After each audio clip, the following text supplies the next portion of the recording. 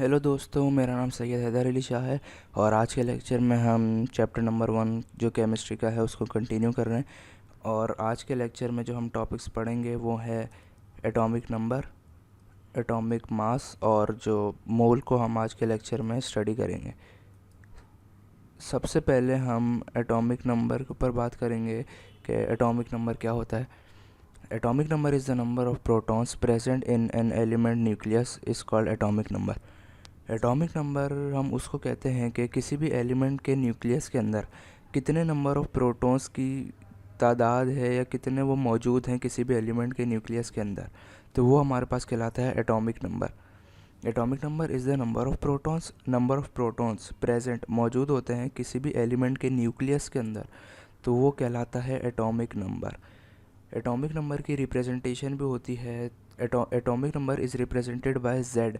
Z एक alphabet है जो कि एटॉमिक नंबर की रिप्रेजेंटेशन में यूज़ होता है। एटॉमिक नंबर की मैंने एग्जांपल्स लिखी हैं कि atomic number of carbon is 6। अगर हम कार्बन का एटॉमिक नंबर देखें तो वो 6 होता है। और atomic number of oxygen is 8। Atomic number oxygen का 8 होता है। एटॉमिक नंबर को समझने के बाद हम एटॉमिक मास के ऊपर बात करेंगे कि एटॉमिक मास क्या होता है। The number of protons and neutrons present in an element nucleus is called atomic mass. Atomic number में हमने देखा था कि सिर्फ नंबर ऑफ प्रोटॉन्स मौजूद होते हैं, जबकि एटॉमिक मास में क्या होता है कि किसी भी एलिमेंट की न्यूक्लियस के अंदर कितने नंबर ऑफ प्रोटॉन और कितने नंबर ऑफ न्यूट्रॉन मौजूद हैं, तो ये हमारे पास कहलाता है एटॉमिक मास। तो ये डिफरेंस है एटॉमिक नंबर में और एटॉमिक मास में।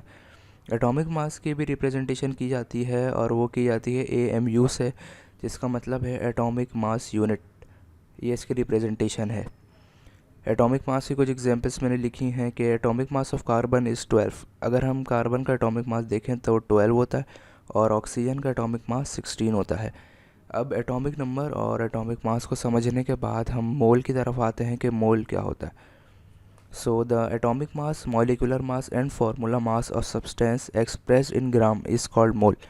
एटॉमिक मास, मॉलिकुलर मास या फिर फार्मूला मास, अगर हम उसको एक्सप्रेस करें या रिप्रेजेंट करें ग्राम में तो वो हमारे पास कहलाता है मोल। मोल की मैंने एक और डेफिनेशन नीचे लिखी है, दोनों का मतलब एक ही है, जो आपको इजी लगे आप वो याद कर सकते हैं। Gram atomic mass, gram molecular mass and gram formula mass is called mole.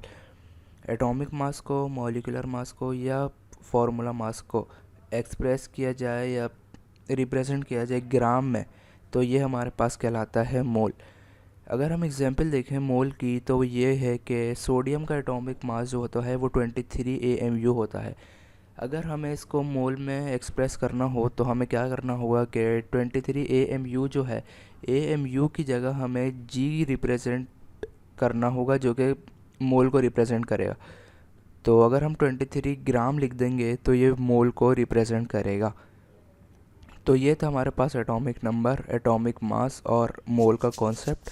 I hope you understand the video. If you have any question, you may ask in comment section. Thanks for watching.